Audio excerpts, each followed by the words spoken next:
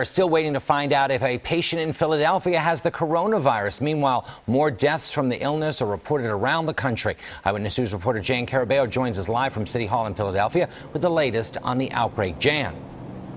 Jim, good morning. The Philadelphia Department of Public Health stresses that there are no confirmed cases of the coronavirus here in Philadelphia, but they also now tell us they are monitoring another person who may have coronavirus, a possible case of COVID-19. So one person now under investigation. This as miscommunication and concerns surrounding the virus spreads in other parts of the country. Growing concern around the country as coronavirus spreads. In Washington state, 9 people have now died from the virus, and an unknown number could be sick. I have people in my state who may have been exposed.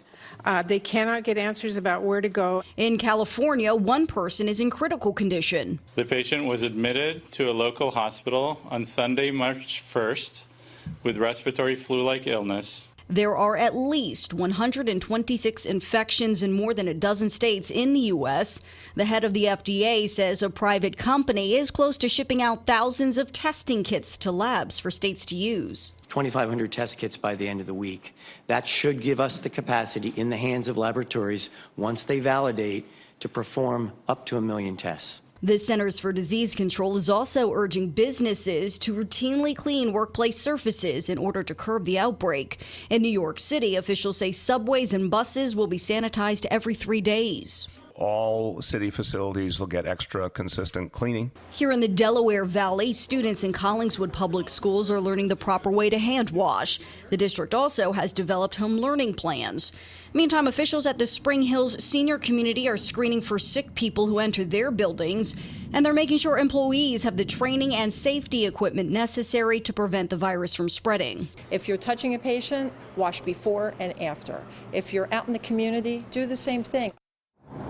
More than 90,000 people worldwide have already been infected by the coronavirus, but some good news out of China this morning. That is the epicenter of the outbreak. Health officials there now say new cases, the number of those new cases are now dropping. So that's some good news there. But again, back here at home in Philadelphia, the health department says they are now monitoring one person, a possible case of coronavirus, that one person under investigation. Of course, we will continue to keep you up to date.